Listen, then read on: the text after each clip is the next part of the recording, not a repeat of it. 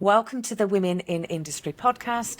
My name is Kirsty Davies-Chinnock, and today I'm delighted to welcome Lorna McFarlane from Blantyre Fabrications Limited.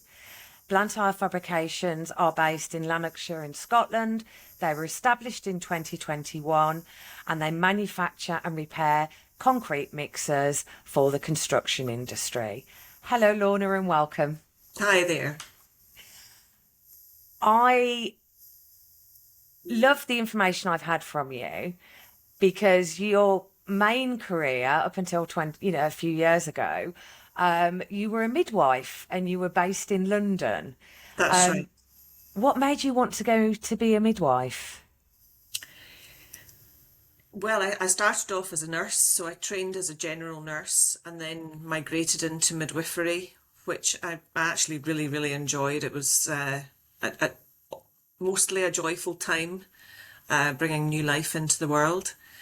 And then I decided that it was time to come back to Scotland from London, and I worked as a bank midwife in one of the hospitals, but it was incredibly difficult to get a full-time post at that time, and the hours were challenging. You know, you were being asked to do day shift and night shift in the 1 week. So my dad suggested, look, why don't you come into the business and give it a shot? And that's what I did, and it worked. Because your dad had a concrete mixer business, and at a time it was for many years Scotland's only one, wasn't it? Yes, yeah. William McPhee, everyone knows him as Willie. And he started out on the shipyards and then as a sideline started repairing concrete mixer units and then decided to start manufacturing them. And yes, McPhee Mixers was the only Scottish-based firm that there was. Initially, when I started with the business, we only sold mixers in Scotland. And then we very quickly moved on to take our mixer to the whole of the UK, and it's still there. And some of the customers that you had at that time were, some really leading companies like Tarmac, Hanson, Cemex. Did you have a lot of competition when you started expanding out? Yes, but the mixer spoke for itself. Putting that first mixer into the Midlands, driver feedback, drivers talking to drivers, people talking about this new mixer that was on the floor. Our availability as a company on the phone, being able to talk to people. We had someone out on the road constantly going around plants. If a new mixer was delivered, then Brinsley would go out with the driver on their first load and spend the first day with them. So it was about personal service to these drivers and most importantly, keeping the mixer on the road, because if it's on the road, it's making money for them, and that's what's important to them. I think that reacting to customers' needs like that and reacting to the driver's needs is something that you're obviously very proud of, and set you in good stead. What role did you have in the business when you joined your dad?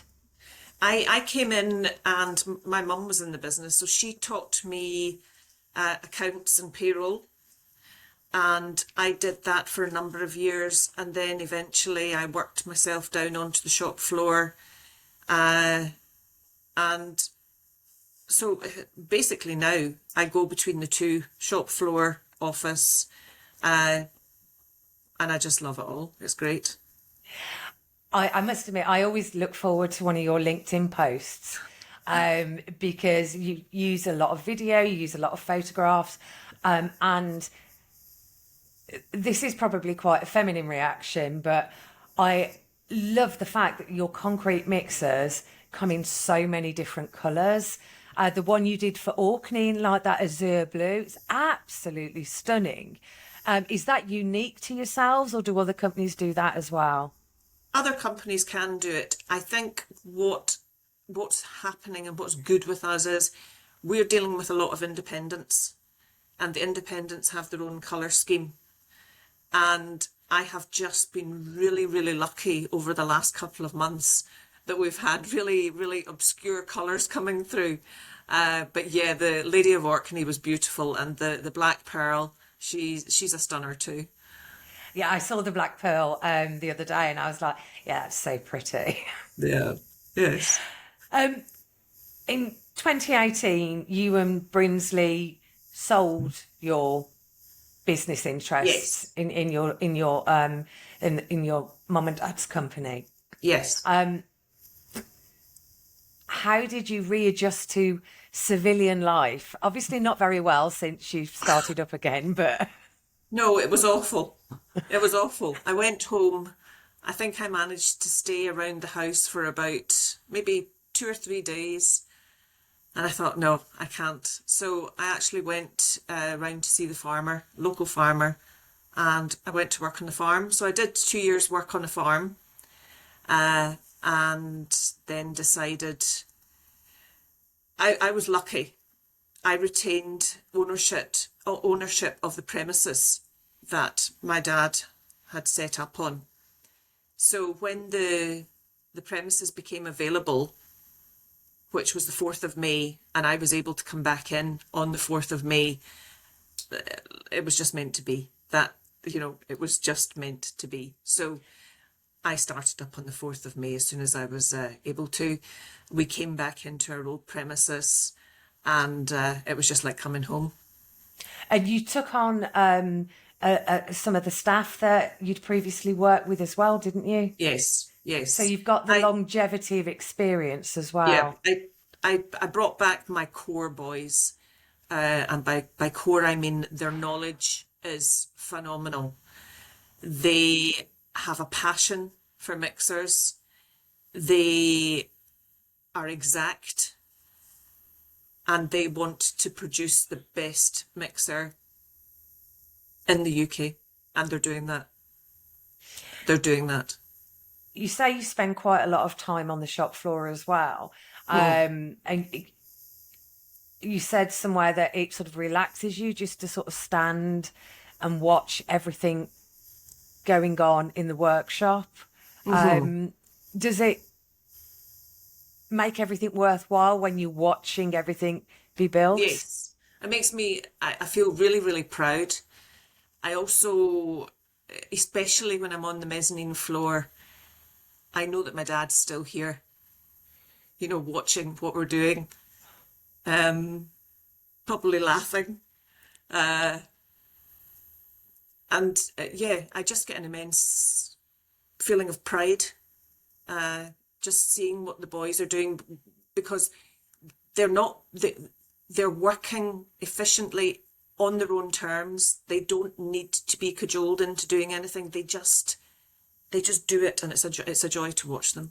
And having young ones in, we've taken on, in actual fact, we've now got one, two, three, we've got four youngsters, and three of them have been here slightly longer. And oh my goodness, what a group of boys! They are so interested, keen, and they're not shy. They talk, they interact, and it's just amazing to watch. Amazing. You said that working alongside your father was a bonus, and you learned so much. Mm.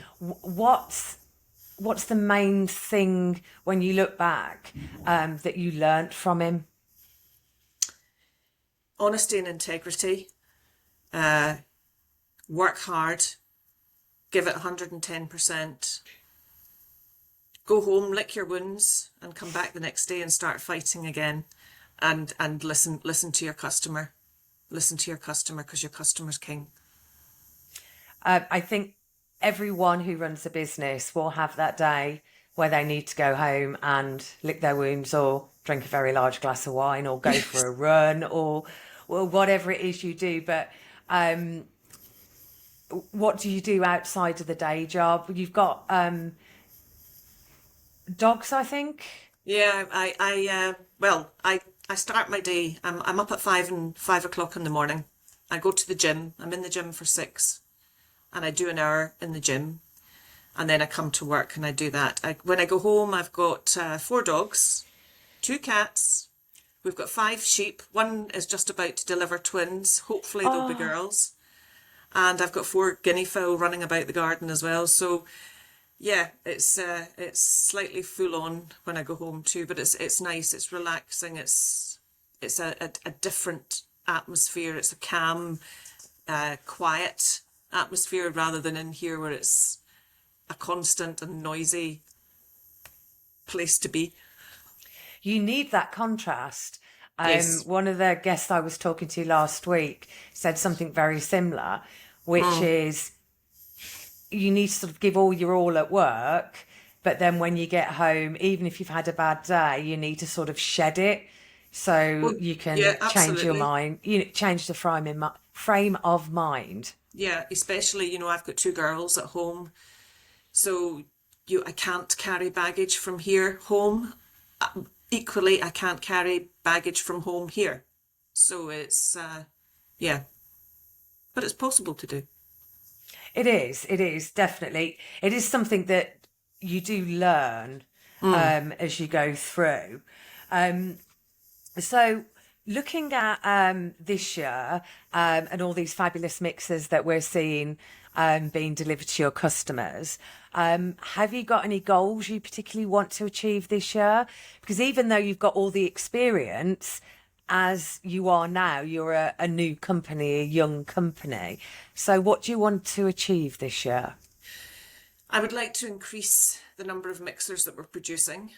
And to do that, I need to increase my workforce. So I'm going to spend a bit of time targeting bringing people in that are able to contribute and enhance the workforce that we already have here.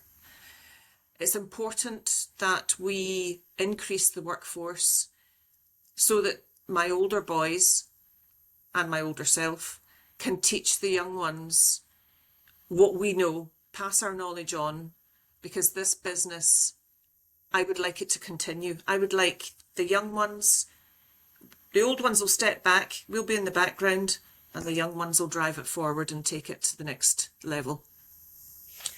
And with those plans to do that, are there any advances in technology that you're planning to take advantage of to help them moving forward?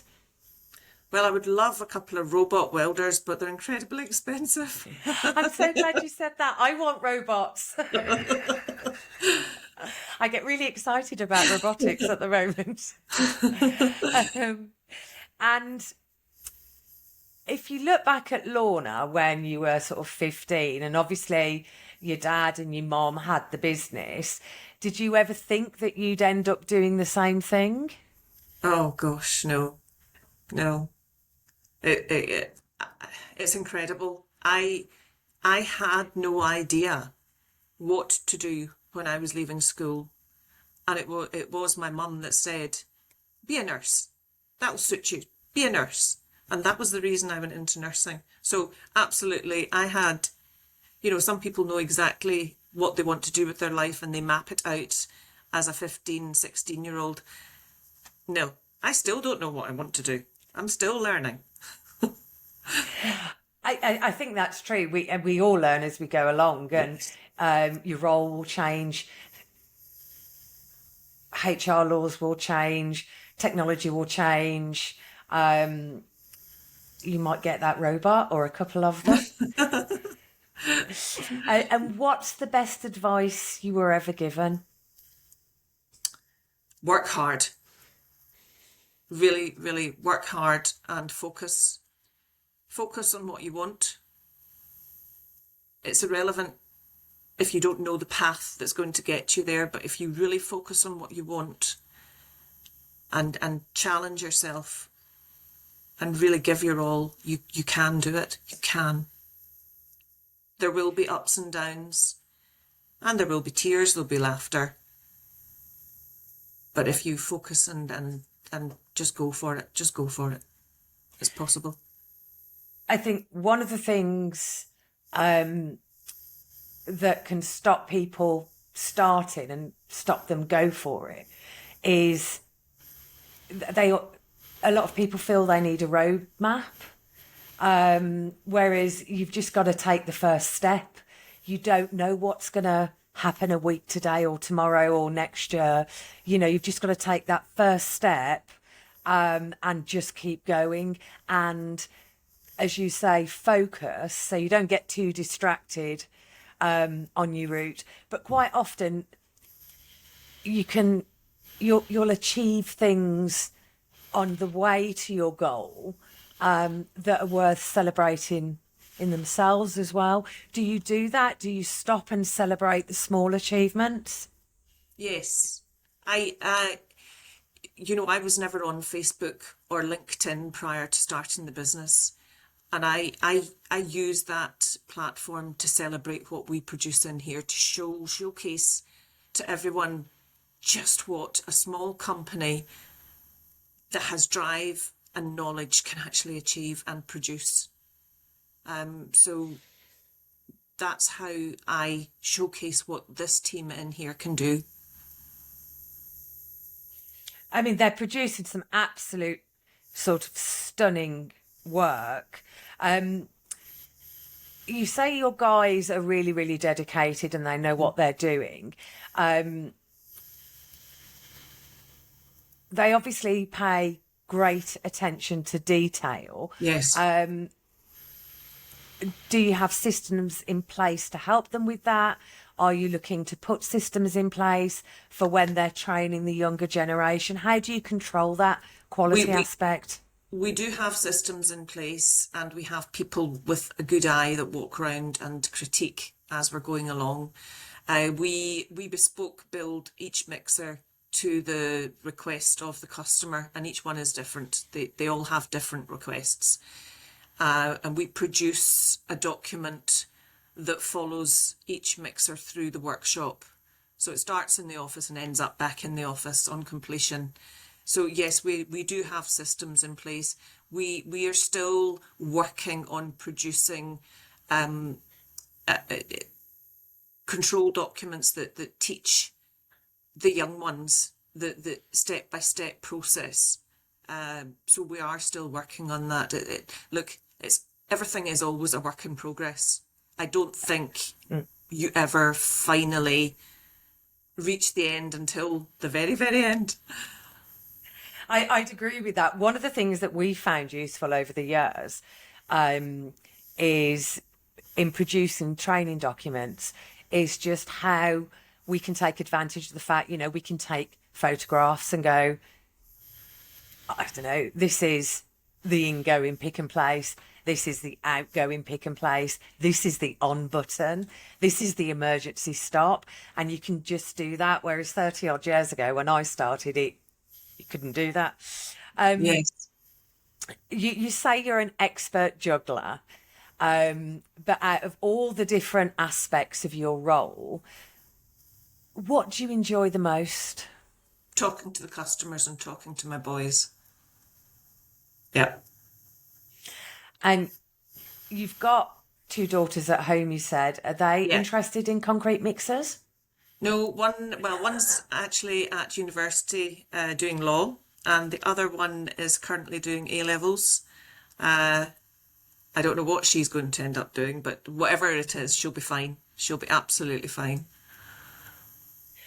Well, I think you have produced some absolutely gorgeous concrete mixers. I never knew they could look so attractive from seeing them blocking the road when I want to drive down it. And I just wish you every success for the future. Oh, Please keep the LinkedIn posts coming. Will do. And thank you very much for joining us. Thank you so much. Thank you for having me.